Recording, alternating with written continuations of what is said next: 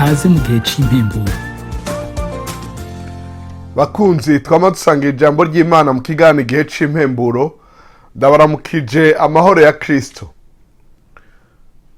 Ijambo dusanga mu gitabo c'Itanguriro igice ca 39. Turabandanya gusoma nkuko benshi mwage mubidusaba kubasomera ku nkuru za Yosefu. Twarabasomeye ingene yajanywe muri Egiputa agashika agurishwa. Reka dusome ko vyagenze ashitseyo. Itanguriro igice ca 39. Yosefu bamumanukana muri Egiputa maze Potifari umunyegiputa umugendanyi wa Farao yaganze abacungera umutekano wiwe, amugura n'Abishimayeli bamumanukanyeyo. Uhoraho abana na Yosefu bituma ivyo akora vyose bija imbere. Aba mu rugo rwa shebuja umunyegiputa. Shebuja abona yuko Uhoraho ari kumwe nawe kandi ko Uhoraho yatumye atera imbere mu vyo akora vyose. Yosefu atona kuri we, aba ingendanyi yiwe, maze amugira mukuru mu rugo rwiwe, amuzeza ivyo afise vyose. Maze uhereye igihe yamugize umukuru mu rugo wo mu rugo rwiwe, akamuzeza ivyo afise vyose, Uhoraho aca aha umugisha urugo rw'uwo munyegiputa ku bwa Yosefu. Umugisha w'Uhoraho uba kuvyo yarafise vyose vyo mu rugo n'ivyo mu ndimiro. Azeza Yosefu ivyo yarafise vyose, ntiyagira ikindi yibaza atari ivyo kurya gusa, atari ivyo arya gusa. Kandi Yosefu yari mwiza w'umunyakaranga. Hanyuma y'ivyo inabuja agomwa Yosefu, aramubwira ati ingo turyamane. Maze ariyankira yishura inabuja aterega databuja ntaco yinona kuvyo ngaba vyo mu rugo mbere yanjeje ivyo afise vyose. Nta unduta muri uru rugo kandi ntaco yisigarije ngo akinyime atari wewe kuko uri umugore wiwe. None noshobora nte gukora icaha kingana gityo ngacumura ku Mana? Akama abibwira Yosefu uko bukeye, nawe ntamwumvire ngo aryamane nawe canke ngo agumane nawe. Umunsi umwe Yosefu yinjira mu nzu gukora igikorwa ciwe, ata abandi bagabo muri urwo rugo bari mu nzu. Uwo mugore asumira impuzu yiwe aramwubira ati ingo turyamane. Yosefu amutaniye impuzu yiwe, arahunga arasohoka. Maze abonye ko amutanye impuzu yiwe agahunga agasohoka, atabaza abagabo b'abakozi arabara ati eheraba yatuzanye umuheburayo wo kudukengera. Yagiye yondi ngo aryamane nanje, ndaheza ndatabaza n'ijwi rirenga.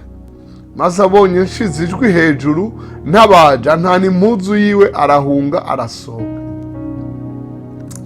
Arekera iyo mpuzu iruhande yiwe gushitsa aho shebuja wa Yosefu atahiye.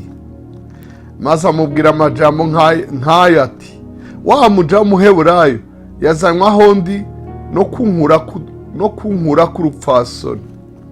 Maze nanje nshize ijwi hejuru ntabaje, antana impuzu yiwe arahunga arasohoka. Maze shebuja yumvise amajambo umugore we amubariye y'ingene uwo mushumba wiwe yamugiriye, arashavura cane birengeje urugero. Nuko shebuja wa Yosefu aramufata amushira mw'ibohero aho barindira abo umwami aboshe. Nuko abangaho mu nzu y'imbohe. Ariko Uhoraho abana na Yosefu, amugirira neza, amuha gukundwa n'umurinzi w'ibohero. Uwo murinzi aha Yosefu kugaba imbohe zose zari muri iryo bohero. Ivyo bakorayo vyose niwe yabikoresha.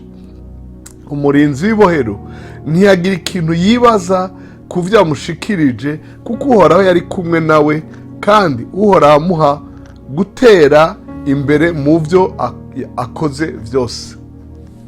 Mu nkundire mbandanye nsome igice ca 40 c'Itanguriro twumva uko vyagenze. Hanyuma y'ivyo umuteretsi ahereza ibinyobwa umwami wa Egiputa n'uwucumba imitsima bacumura kuri shebuja umwami wa Egiputa.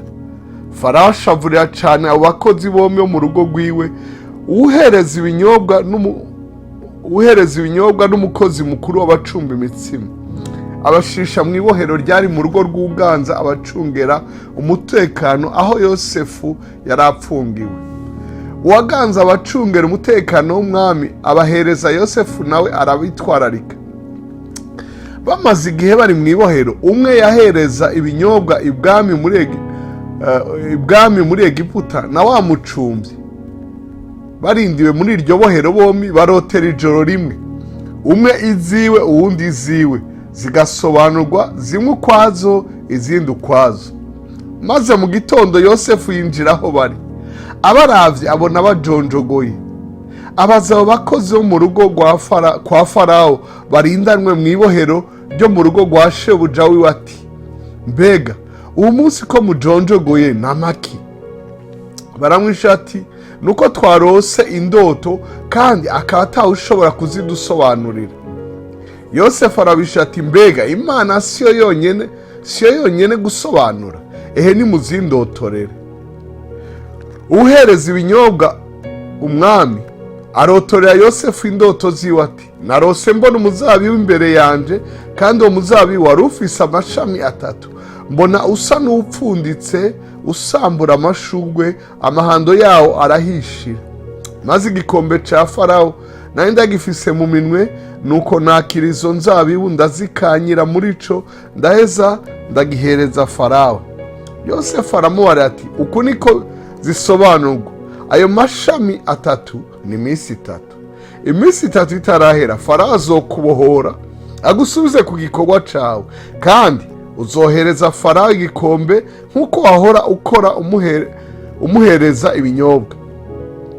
Maze uzonyibuke niwamara kumererwa neza, uzontabare ndakwinginze, umvugire kuri Farawo unkuze muri iyi nzu, kuko nanyurujwe nkuwe mu gihugu c'Abaheburayo, nino naho nta caha nakoze cotumye banshira muri iri bohero.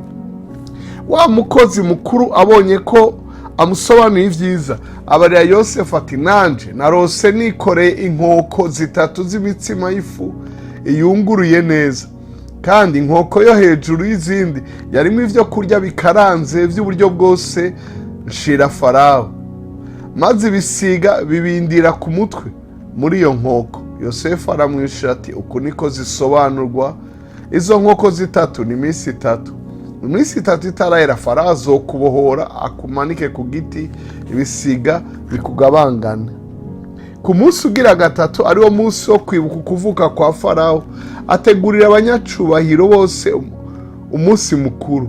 Araheza abohora wa mukuru ahereza ibinyobwa na wa mutetsi mukuru hagati yabo bamenyekana.